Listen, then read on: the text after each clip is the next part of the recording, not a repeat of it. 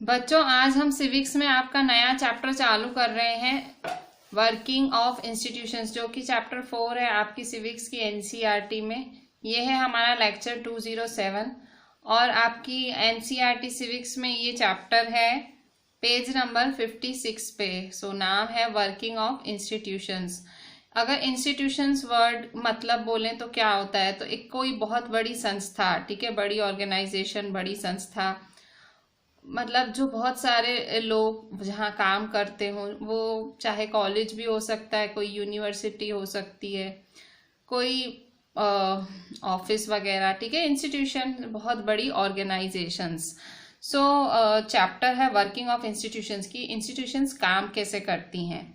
Chapter का एक overview देख लेते हैं कि चैप्टर में है क्या ऊपर ऊपर से। डेमोक्रेसी जो है वो खाली लोगों को, मतलब डेमोक्रेसी सिर्फ ये नहीं है कि हम लोग नया नेता चुने, डेमोक्रेसी वो नहीं है।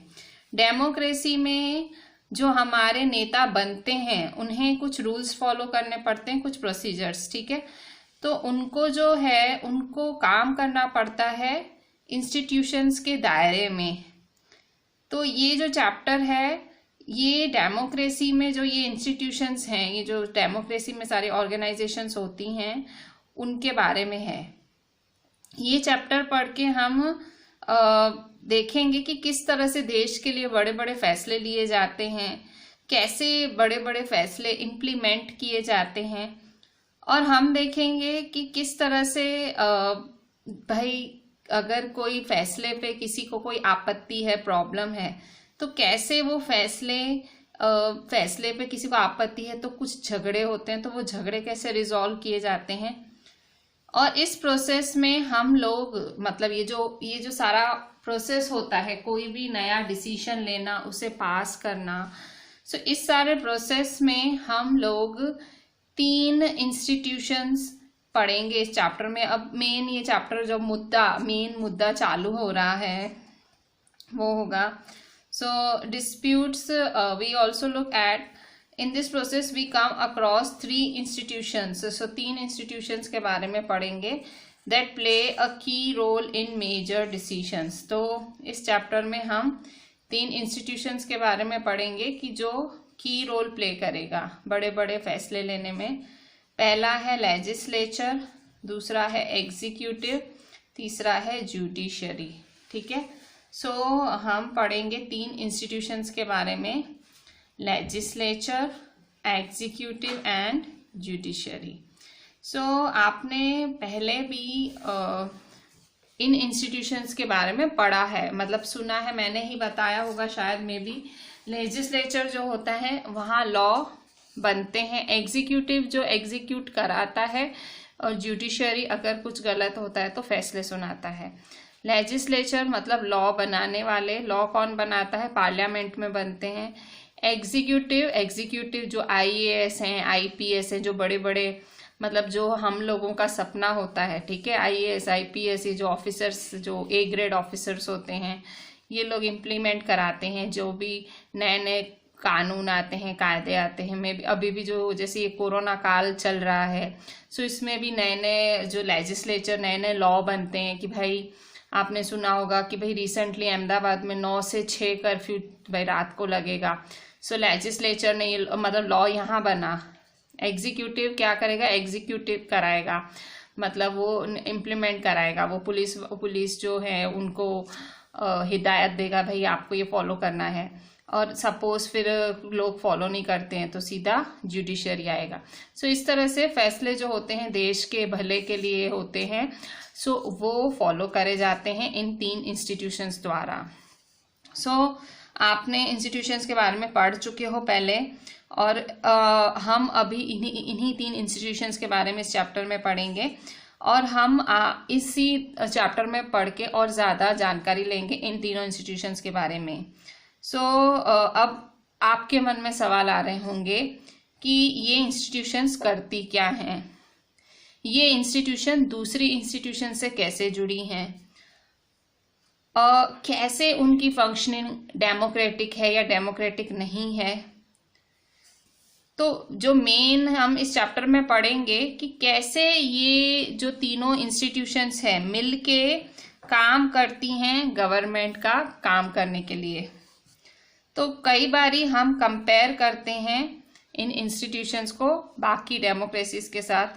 तो इस चैप्टर में हम नेशनल लेवल गवर्नमेंट, जिसको सेंट्रल गवर्नमेंट कहा जाता है, यूनियन गवर्नमेंट जिसको गवर्नमेंट ऑफ इंडिया कहा जाता है, हम इनके पढ़ेंगे कि इनके इंस्टीट्यूशंस क्या हैं। सो ये चैप्टर पढ़ते पढ़ते आप वर्किंग ऑफ गवर्नमेंट अपने स्टेट में, आपके स्टेट में कैसे होती है वो देखोगे। ठीक है, सो बेसिकली हम एक जनरल लेवल पे पढ़ेंगे वर्किंग ऑफ इंस्टीट्यूशंस हमारे कंट्री को ध्यान में रखते हुए। सो ये पूरा पेज 56 था जो कि एक इंट्रोडक्शन था। अब मेन हमारा चैप्टर चालू हो रहा है पेज 57 पे। ठीक है, so this is page 57। So how is a major policy decision taken. So कैसे बड़े बड़े पॉलिसी डिसीजन लिए जाते हैं। So a government order. अब पहले देखो, हमने सबसे पहले मैंने आपको बोला कि पहले क्या बनता है, लेजिस्लेचर, मतलब लेजिस्लेचर लॉ बनता है।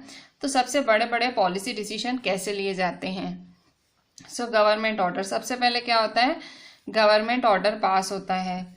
So on August 13, 1990 the government of India issued N order. August 13, 1990 को गवर्नमेंट ऑफ इंडिया ने एक ऑर्डर इशू किया। It was called an office memorandum. इस ऑर्डर को क्या कहा गया, office memorandum. Like all government orders it had a number is known by that OM number. OM मतलब ऑफिस मेमोरेंडम नंबर। जिस नंबर देखो कितना बड़ा है ऑर्डर का, 36012/31/90-EST bracket SCT bracket close dated 13/8/1990। ठीक है, देखो गवर्नमेंट ऑर्डर क्या होता है, यहाँ पे एक एग्जाम्पल के तौर पे आपको समझाया गया है गवर्नमेंट ऑर्डर क्या है। सो August 13, 1990 को गवर्नमेंट ऑफ इंडिया ने एक ऑर्डर इशू किया। जब गवर्नमेंट ऑफ इंडिया कोई ऑर्डर इशू करती है तो उसे क्या कहा जाता है, उसे कहा जाता है ऑफिस मेमोरेंडम। सो सारे गवर्नमेंट ऑर्डर्स की तरह इस पे भी नंबर था, इस पे नंबर था and it had a number and is known by that OM number. So इसको OM नंबर बोला जाता है, ऑफिस मेमोरेंडम नंबर, और डेट भी लिखी जाती है। The joint secretary and officer in the department of personnel and training in the ministry of personnel public grievances and pensions signed the order. So किसने ये ऑर्डर, किसने, गवर्नमेंट ऑफ इंडिया ने एक ऑर्डर इशू किया जिसका नाम रखा office memorandum. और ये ऑर्डर किसने, मतलब किसने, the joint secretary and officer in the department of personnel and training in ministry of personnel and signed the order. किसने साइन किया, देखो किसने साइन किया ये order, the joint secretary an officer in the department of personnel and training in the ministry of personnel public grievances and pensions signed the order। so किसने sign किया, joint secretary ने ये order sign किया। ठीक है, so sine order होता है joint secretary द्वारा। फिर छोटा सा ऑर्डर होता है, सिर्फ एक पन्ने का होता है और एकदम ऐसे नॉर्मल सा ऑर्डर दिखता है ये आपको, जैसे आप स्कूल्स वगैरह में देखते हो वैसा कोई नोटिस जैसा दिखता है। तो गवर्नमेंट फिर इशू करती है ऐसे hundreds of orders every day on different matters. तो गवर्नमेंट ऐसे हजारों मतलब बहुत सारे ऑर्डर्स इशू करती है डेली बेसिस पे। But this one was very important. जो ये ऑर्डर होता है बहुत इंपॉर्टेंट होता है और ये एकदम कंट्रोवर्सी बन जाता है सालों सालों तक।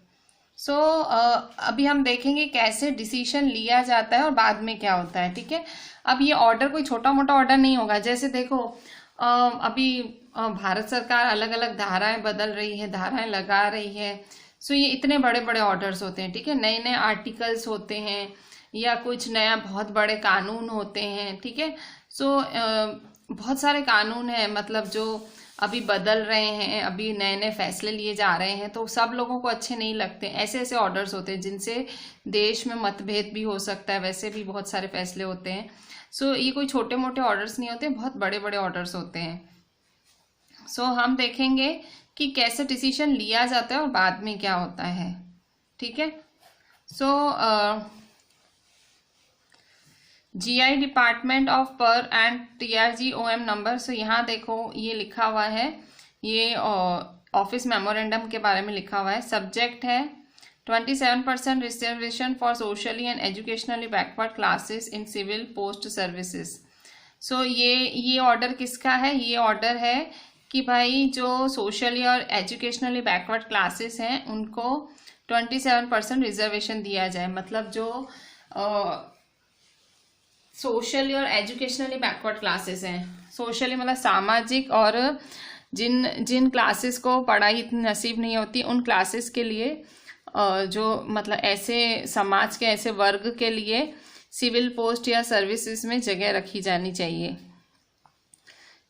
फिर ये पूरा ऐसे लिखा गया है छोटा सा कि in a multiple undulating society like ours early achievement of social justice as enshrined in the must the second backward class condition called Mandal Commission was established by then government with this purpose in which submitted its report to government on 31st 1980। so ये मतलब एक order जैसा है कि जिसमें कहा गया है कि भाई ऐसा ऐसा है, मतलब एक लेटर जैसा है, पूरा नोटिस टाइप है। फिर इस तरह से ये एक नोटिस टाइप है, ठीक है। सो यहाँ ये साइन होने के लिए आया है, किसके पास? जॉइंट सेक्रेटरी के पास साइन होने आया है ये नोटिस। अब आते हैं पेज 58 पे। पेज 58 में this order announced a major policy decision. So ये जो ऑर्डर है ये बहुत बड़े पॉलिसी डिसीजन अनाउंस करता है। It is said that 27% of the vacancies in civil post and services under government of India are reserve for socially and educationally backward classes.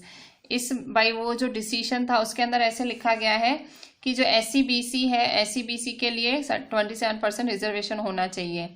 So SCBC क्या है? SCBC ये नाम है उन लोगों का जो बैकवर्ड माने जाते हैं। तो जो ये जो स्कीम है, ये जो जॉब रिजर्वेशन की स्कीम है 27%, इससे फ़ायदा क्या होगा कि पहले ये जो सीट्स थी सिर्फ शेड्यूल कास्ट और शेड्यूल ट्राइब्स को ही मिलती थी, SC ST जो कहते हैं ना, जो लोअर कास्ट मानी जाती है उनके लिए रखा गया था। पर अब एक तीसरी कैटेगरी भी इंट्रोड्यूस हो रही है, जिसे SCBC कहा जाएगा।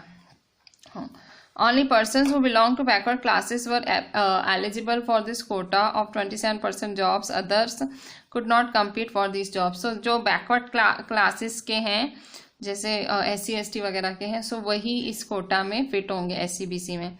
सो ये एक डिसीजन था भाई, लिया गया था कि फिर से 27% रिजर्वेशन SCBC के लिए भी रखा जाए।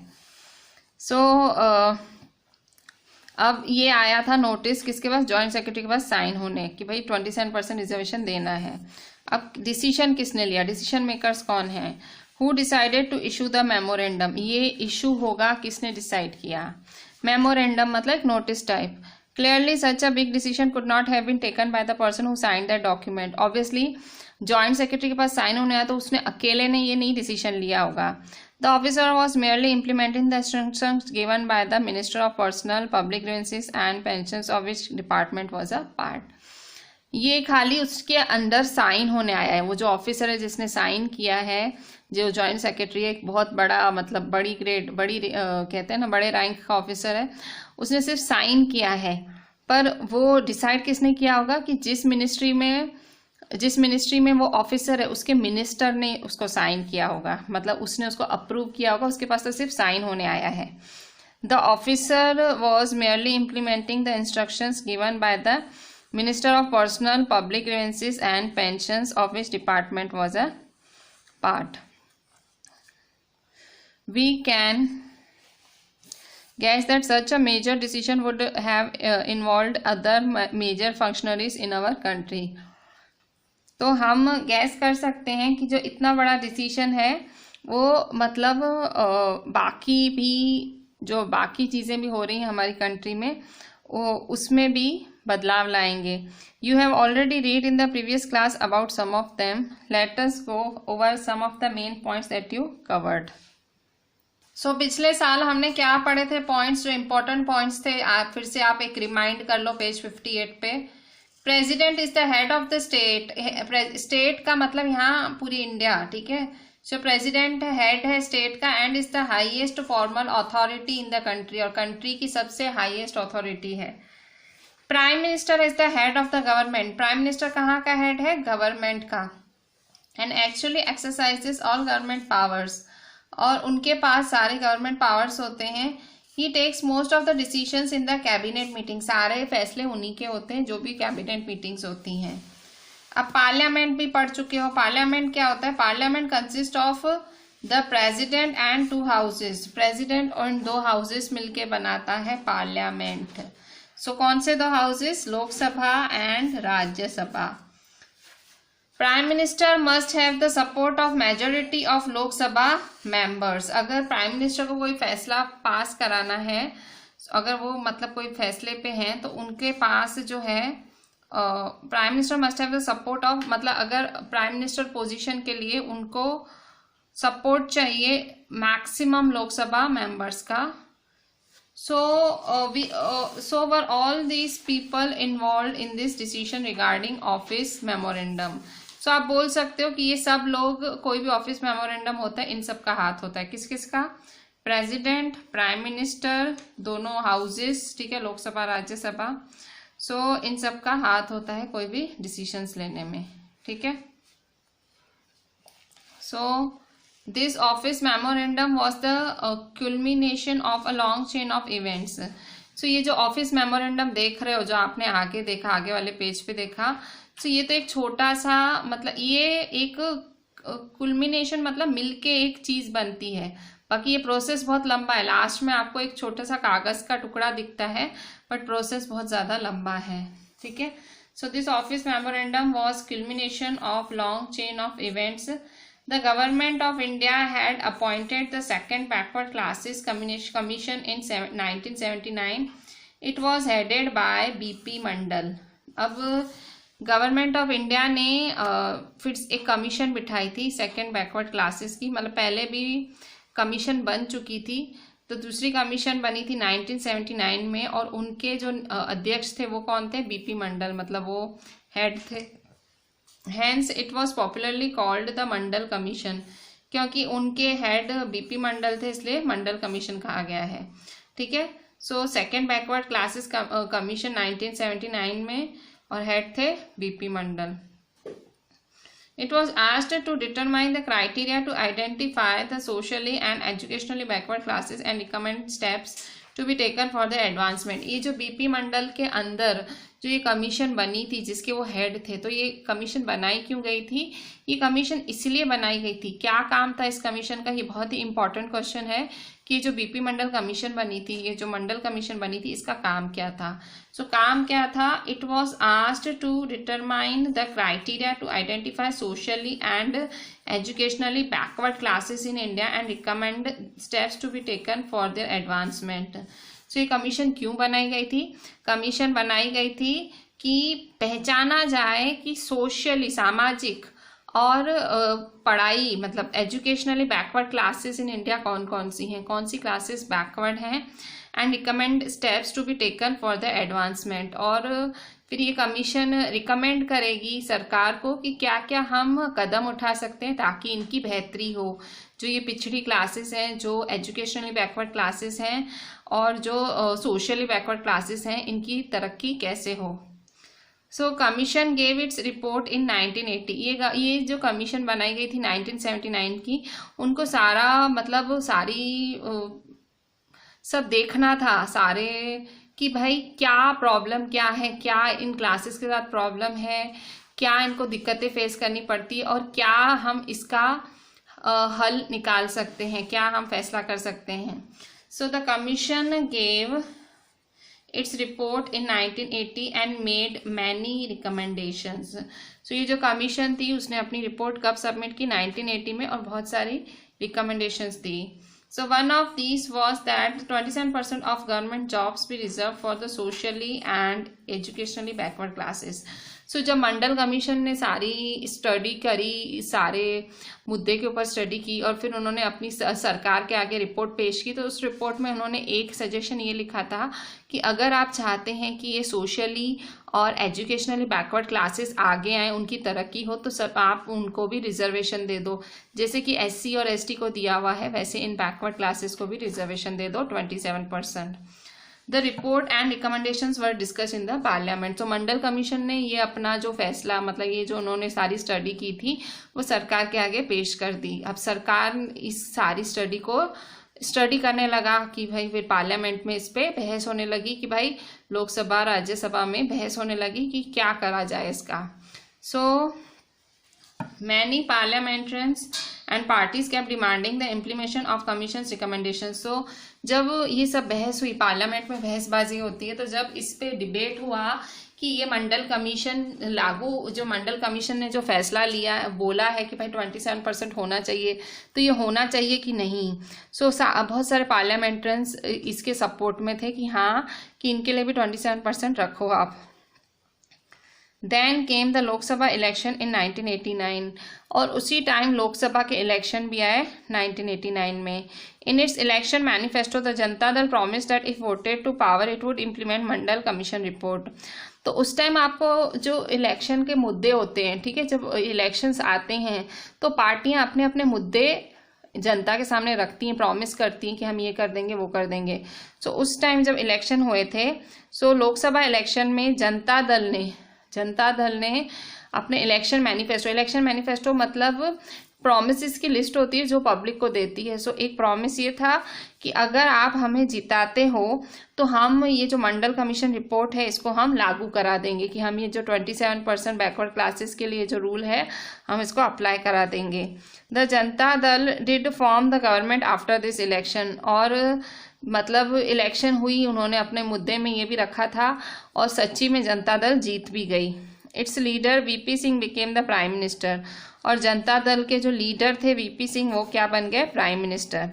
सो मतलब इन्होंने, जनता दल ने प्रॉमिस किया था कि हम मंडल कमीशन को लागू कराएंगे, और उनके जो लीडर थे VP सिंह, वो प्राइम मिनिस्टर बने। Several developments took place after that, और उसके बाद बहुत सारे डेवलपमेंट हुए, ठीक है। सो पेज नंबर 59 पे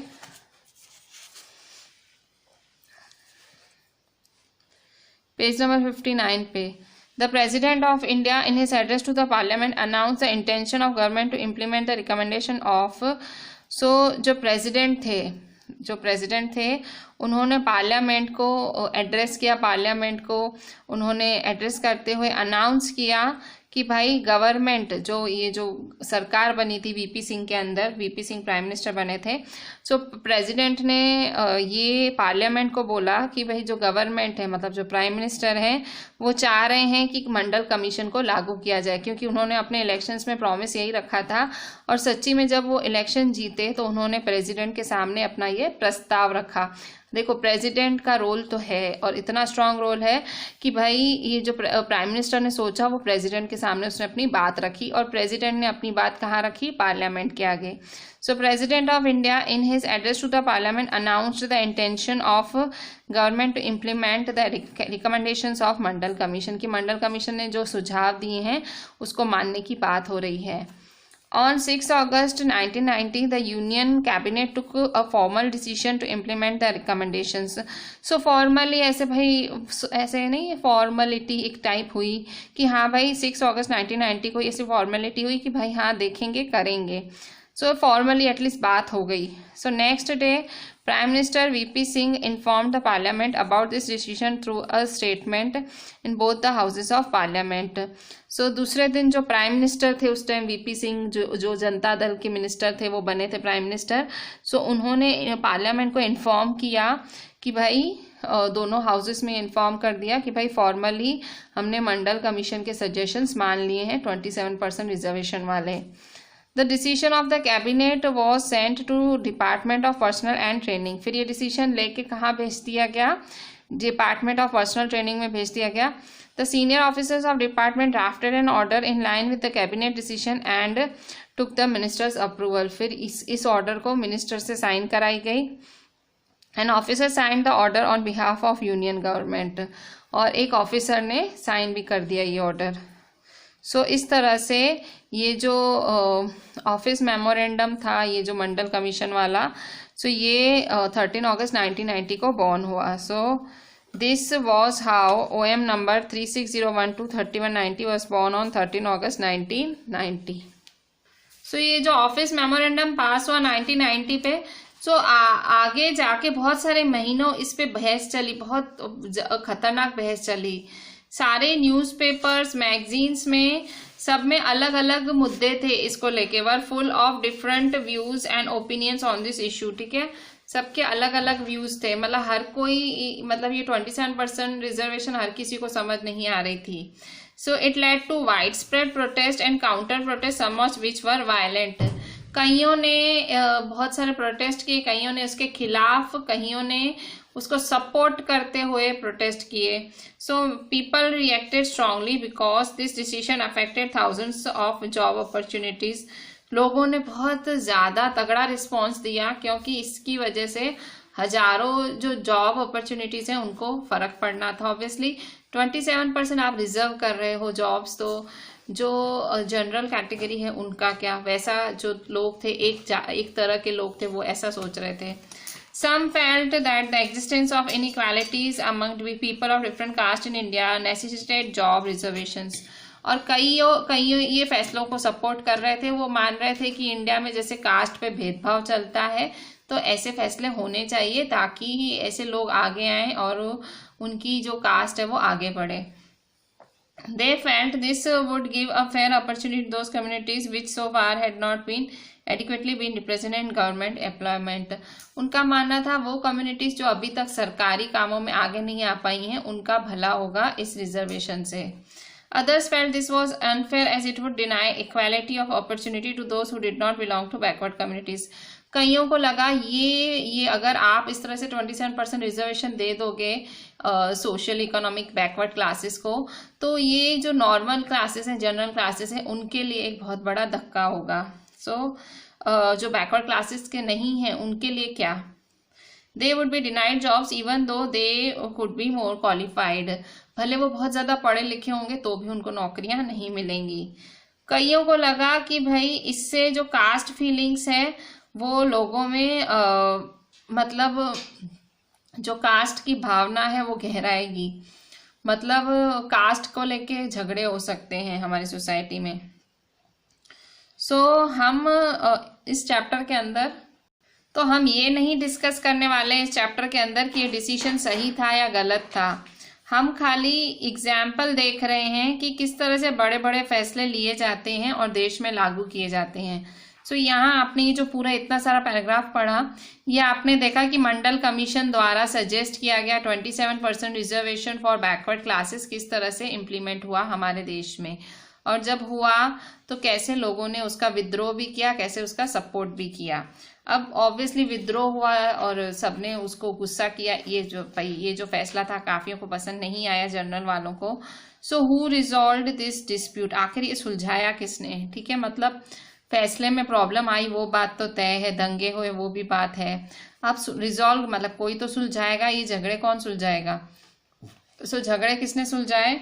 You know that Supreme Court and the High Courts in India settle disputes arising out of governmental decisions. तो ये आपको पता ही है कि the Supreme Court and the High Courts in India settle disputes arising out of government decisions. सरकारी जो फैसले होते हैं, सरकारी फैसलों की वजह से जो डिस्प्यूट्स होते हैं, झगड़े होते हैं, कौन सुलझाता है, सुप्रीम कोर्ट सुलझाती है। Some persons in association opposed to this order filed a number of cases in the courts.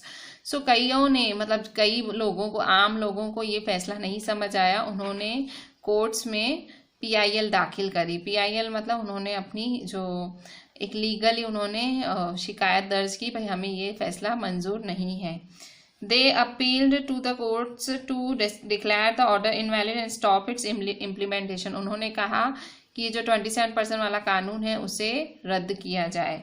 The Supreme Court of India bunched all these cases together. और फिर सुप्रीम कोर्ट ने जिन्होंने ये याचिका दायर की थी, जिन्होंने कोर्ट के मतलब कोर्ट में ये डाला था कि हम इसके खिलाफ है 27% रिजर्वेशन के। तो कोर्ट ने ये सारे इकट्ठे कर लिए केसेस, सारे सुप्रीम कोर्ट ने इकट्ठे किए, और this cases were known as Indira Sawhney and others versus union of India case. तो इन सारे केसेस को इस केस को नाम क्या दिया गया, ये बहुत ही केस फेमस हुआ था। क्या नाम है इस केस का? This case was known as the Indira Sawhney and others versus union of India case. मतलब ये लोग किसके? इंदिरा सावने एंड अदर्स कौन? जिनको ये फैसले से प्रॉब्लम है, 27% रिजर्वेशन से प्रॉब्लम है, और यूनियन ऑफ इंडिया मतलब सरकार। तो इन दोनों के सामने का केस था। 11 जजेस of the supreme court heard arguments of both the sides. तो 11 जजेस बैठे थे सुप्रीम कोर्ट के ये सब सुनने के लिए। By a majority supreme court जजेस 19 declare that this order of government was valid. और इन 11 में से 6 जजेस ने बोला कि भाई ये गवर्नमेंट का ऑर्डर बराबर है, 27% होनी चाहिए इन लोगों के लिए। At the same time the supreme court asked the government to modify its. तो गवर्नमेंट ने सरकार को बोला कि थोड़े बदलाव लाओ इस पॉलिसी में। क्या बदलाव लाओ? कि बोला गया कि जो इस बैकवर्ड क्लासेस में जो अच्छे लोग हैं, उन्होंने कहा जो बैकवर्ड क्लासेस के अंदर जो अच्छे लोग हैं उनको इस रिजर्वेशन का बेनिफिट नहीं मिलना चाहिए। मतलब जो वेल टू डू लोग हैं, जो कमाई करते हैं, उनको इसका बेनिफिट नहीं होना चाहिए। सो accordingly the Department of Personnel and Training issued another office memorandum on 8 September 1993। फिर नया आया, नया मेमोरेंडम आया। उन्होंने सुप्रीम कोर्ट ने कहा ठीक है भाई 27% रिजर्वेशन होना चाहिए सोशली एंड बैकवर्ड क्लासेस के लिए, SC BC के लिए होना चाहिए, पर साथ ही साथ उन्होंने ये भी कहा कि भाई थोड़े से बदलाव लाओ, जो अच्छे पैसे वाले हैं उनको ये फ़ायदा नहीं मिलना चाहिए, जो बैकवर्ड क्लासेस में पैसे वाले हैं उनको नहीं मिलना चाहिए। सरकार ने ये बात मानी सुप्रीम कोर्ट की, और फिर जो department of personnel and training, इन्होंने फिर से एक ऑफिस मेमोरेंडम इशू किया 8 सितंबर 1993 को, और फाइनली ये जो झगड़ा है एंड आया। ठीक है, so and this policy has been followed since then. और तब से ये पॉलिसी चली आ रही है 27% रिजर्वेशन वाली। So who did what in this case of for backward classes? So किसने क्या किया? सुप्रीम कोर्ट ने made formal announcement of this. अच्छा, यहाँ आपको मैच करना है, गवर्नमेंट ऑफिशियल्स ने क्या किया, प्रेसिडेंट ने क्या किया, कैबिनेट ने क्या किया, सुप्रीम कोर्ट ने क्या किया। सिंपली आपको यहाँ मैच करना है कि किसने क्या किया। देखो, सुप्रीम कोर्ट ने ये जो रिजर्वेशन का डिसीजन था बोला कि ये वैलिड है, कि ये सही डिसीजन है। Supreme court upheld the reservations. Cabinet ने क्या किया था? कैबिनेट ने डिसीजन लिया था कि भाई ये लागू होगा। प्रेसिडेंट ने क्या किया? प्रेसिडेंट ने सबको बताया कि भाई ये डिसाइड किया गया है, made formal announcement about this decision. Government officials implemented the decision. जो गवर्नमेंट ऑफिसर्स थे उन्होंने ये इम्प्लीमेंटेशन किया। ठीक है, इस तरह से सबने अपना अपना काम किया। Need for political institutions. अब इन सब में पॉलिटिकल इंस्टीट्यूशंस की नीड क्या है, क्या ज़रूरत है? आपने देखा है कि एग्जाम्पल कि किस तरह से गवर्नमेंट काम करती है। जो अगर आप एक पूरा देश गवर्न कर रहे हो, बहुत सारी एक्टिविटीज़ होती हैं उसमें। जैसे कि गवर्नमेंट रिस्पॉन्सिबल होती है सिटीजन्स को सिक्योरिटी देने के लिए, उनको फैसिलिटीज़ देने के लिए, जैसे कि एजुकेशन की, हेल्थ की। टैक्स कलेक्ट करना होता है सरकार को फिर वो पैसा खर्च भी करना होता है सारे एडमिनिस्ट्रेशन पे, डिफेंस पे, और डेवलपमेंट प्रोग्राम्स कंट्री के। और सरकार को नई नई वेलफेयर स्कीम्स भी लागू करनी होती हैं। कई लोगों को डिसीजंस लेने होते हैं कि भाई कैसे इन एक्टिविटीज़ के साथ चला जाए। Others have to implement this decisions. बाकियों को ये डिसीजंस इम्प्लीमेंट करने होते हैं। If dispute arises on these decisions or in their implementation, there should be someone to determine what is right, what is wrong. अगर झगड़े होते हैं डिसीजंस को लेके, there should be someone, तो किसी को तो ये डिटरमाइन करना ही पड़ता है कि सही क्या, गलत क्या। ये इम्पॉर्टेंट है कि it is important that everyone should know who is responsible for doing what. मतलब कौन क्या फैसला ले रहा है वो सबको पता होना चाहिए। और ये भी इम्पॉर्टेंट है कि ये जो एक्टिविटीज़ हैं कि भले लोग बदल जाएं पर ये काम होते रहें। सो ये सारी जो टास्क है अटेंड करने के लिए बहुत सारे अरेंजमेंट्स करने पड़ते हैं, तो इन अरेंजमेंट्स को ही इंस्टीट्यूशन कहा जाता है। So to attend all the task several arrangements are made in all modern democracies, such arrangements are called institutions. तो इन अरेंजमेंट्स को क्या कहा जाता है? Institutions. A democracy works well when these institutions perform functions assigned to them. एक democracy बहुत अच्छे से चलती है जब ये इंस्टीट्यूशंस फंक्शन करती हैं अच्छे से। The constitution of any country lays down basic rules on the powers and functions of each institution. So जो कॉन्स्टिट्यूशन है, किसी भी देश का संविधान है, वो कुछ रूल्स बताता है, मतलब हर संविधान में कुछ रूल्स तय किए गए हैं और वो सबको मानने होते हैं। मतलब कुछ रूल्स लिखे गए हैं कॉन्स्टिट्यूशन में, तो हमें वो सबको मानने हैं। तो in the example above we saw several such institutions at work. तो आपने ऊपर जो एग्जाम्पल देखा भाई कैसे ऑफिस मेमोरेंडम पास हुआ। सो आपने देखा कितनी सारी इंस्टीट्यूशंस काम करती हैं इसके लिए। So the Prime Minister and Cabinet are institutions that take all important policy decisions। तो देखो किसने क्या किया, जो प्राइम मिनिस्टर थे और जो कैबिनेट थी, उनकी जो कैबिनेट थी, उन्होंने इम्पॉर्टेंट पॉलिसी डिसीजंस लिए। तो ये ऐसी इंस्टीट्यूशन है, प्राइम मिनिस्टर और उसका कैबिनेट, जो इम्पॉर्टेंट पॉलिसी डिसीजंस लेती है। The civil servants working together are responsible for taking steps to implement the minister's decision। सो जो सिविल सर्वेंट्स होते हैं, सिविल सर्वेंट्स कौन? IAS IPS, ये जो बड़ी बड़ी पोजीशन, जो A ग्रेड ऑफिसर्स होते हैं। सो इनका काम है कि ये जो मिनिस्टर ने डिसीजन लिया है उसको इम्प्लीमेंट कराना, लागू कराना। फिर supreme court is an institution where disputes between citizens and government finally settled. Supreme court में जो लोगों और गवर्नमेंट के बीच में जो मतभेद है वो सेटल होता है। सो और कोई इंस्टीट्यूशन सोचा? पहला प्राइम मिनिस्टर, कैबिनेट, फिर सिविल सर्वेंट्स और फिर है सुप्रीम कोर्ट। सो ये सब अपने में ही इंस्टीट्यूशन है भाई, जिससे ये फैसले लिए जा सकें। Can you think of any other institutions in this example? What is their role? So कोई और institution. So working with institutions is not easy, बहुत ईजी काम नहीं होता है इंस्टीट्यूशन के साथ। Institutions involve rules and regulations. जो इंस्टीट्यूशंस होती हैं बहुत सारे रूल्स, बहुत सारे रेगुलेशंस फॉलो करती हैं। This can bind the hands of leaders. तो इससे क्या होता है, जो लीडर्स के हाथ हैं वो बंध जाते हैं। Institutions involve meeting, committees and routines. So इन्हें मीटिंग करनी होती है इंस्टीट्यूशंस में, कमिटीज बनती हैं, रूटीन काम होते हैं। This often leads to delays and complications, क्योंकि इतना ज़्यादा लोग जुड़े हुए हैं इंस्टीट्यूशन में, तो इनके काम में कभी कभी देरी हो जाती है, कभी कभी इनका काम उलझ भी जाता है। Therefore dealing with institutions can be frustrating. Obviously अगर एक आम आदमी को डील करना पड़ता है इंस्टीट्यूशन के लिए, उसके लिए फ्रस्ट्रेटिंग होता है, क्योंकि बहुत डिले होता है। आप बोलते हो ना सरकारी कामों में देर लगती है, क्योंकि वो बड़ी बड़ी इंस्टीट्यूशंस हैं, सो इसलिए देर लगती है। One might feel that it is much better to have one person take all decisions without any rules, procedures and meetings। कभी कभी तो इतना गुस्सा आता है इन सारे इंस्टीट्यूशंस पे कि ऐसे लगता है कि ये सब होता ही नहीं, सिर्फ एक ही इंसान होता, वही डिसीजन लेता है। जैसे कि तानाशाह डिक्टेटरशिप नहीं होता है कई देशों में, कि एक जने ने फैसला लिया, उसने साइन किया और उसने लागू करा दिया, ऐसा। बट ऐसा नहीं है, डेमोक्रेसी में ऐसा नहीं होता है। डेमोक्रेसी में भले देरी हो, भले चीज़ें उलझें, पर सब आपको फॉलो करना पड़ता है, प्रोसीजर सबका मान रखना पड़ता है। They provide an opportunity for a wider set of to be consulted in any decision.